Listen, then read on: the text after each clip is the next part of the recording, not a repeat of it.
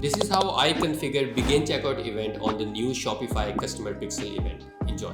First thing we have to do is create the customer pixel event on the Shopify. So on the backend, just go to the settings and scroll down to the customer event section. Once you are on the customer event section, click on add custom pixels. You can rename it whatever you want. I'm going to rename it as data layer because this generally creates data layer, and then click on add pixel. Once the pixel has been created, just go inside the pixel and make sure that the permissions are set to not required and data sale is set to does not qualify as data sale. Once you have configured both of these things, you need to copy the code that has been provided in the description of the video and paste it right here. Once you copy and paste the code, this should look something like this, and the only thing we have to update is the Google Tag Manager container ID on the top.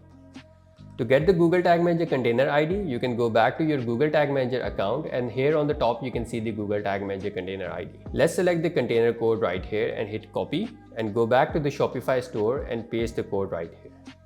Great, we can hit save changes and then connect the pixel with our Shopify store. Once the pixel has been successfully connected with our Shopify store, this should create the data layer event for the begin checkout. Let's quickly check if the data layer event is working fine. Let's click on preview shop. So the shop will open a new window on the page, and we don't have any items in the cart. So I'm going to add one of the product in the cart. Let's add the item to the cart and then just click on checkout because we just want to see if the begin checkout is fine. On this page, I'm going to inspect the code to see if the data layer event has been triggered or not yet. On this console page, just switch to console and you can see that the page view event has fired and the begin checkout event has also fired. So both of the event for the page view and the begin checkout are working. We can also see that we have details of all the items array, the value of the cart, and the currency that is being used right here. Now the next step is to create the Google Analytics tag inside Google Tag Manager that will capture this information and send it back to the Google Analytics account. But first thing first, we need to create a configuration tag which will track the page view event. To create that, we can go back to our Google Tag Manager container, and under the tag sections, let's create a new tag. For the trigger, since the page view event is going to fire on all the pages of the website, let's click on all pages. And for the tag, we are going to select the Google tag. The only thing we need for this event is the measurement ID. So let's copy the measurement ID from Google Analytics. Let's go back to the Google Tag Manager container and create a constant variable for this one. Once the constant variable has been created, let's rename it as Ga4 measurement ID and hit save. Perfect. We can rename this tag as Ga4 configuration tag and hit save. Now we have to create a new tag that is going to fire the begin checkout event back to the Google Analytics. For that, let's create a new event trigger. And since this event is not going to trigger on page view event, we need to create a custom event which will look for the begin checkout event. So let's select custom event and click on begin checkout. Now this will only fire when the event name is begin checkout. Let's rename this trigger as custom event begin checkout and hit save changes. Let's create a tag that will send this information back to the Google Analytics.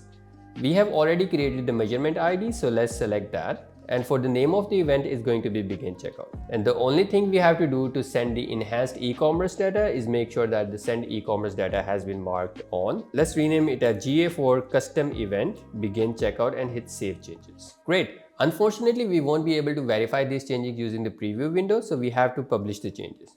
Let's rename these ones as Tracking Academy Ga4 begin checkout and hit publish. Once the changes have been published, we can verify these by going back to our Shopify store. So on our Shopify store, I'm going to click on view Shopify store again. And instead of testing it on just one product, what I'm going to do is add one more item to the cart so we have more than one item.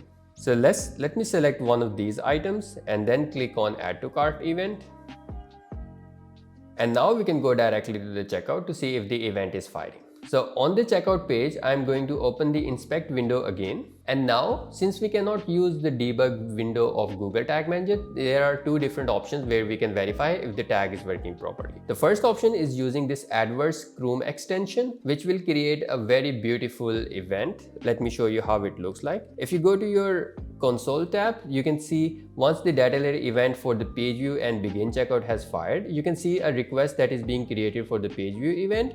and one extra request that is being created for the begin checkout event. It has both of the product, which is the product 1 and then product 2, and then it also has the total value of the event, and it also has the currency, which is PKR. You can also verify the same information by going into the network tab, and here you can see 3 events has been created. One is for begin checkout event, and it has both of the items and value and currency array right here, and then one of the event will be for page view event, and then the last one would be for the scroll event, which is an automatic event. So this is how we have successfully created the begin checkout event on Google Analytics. And if you want to see how we can configure remove from cart event, click right here.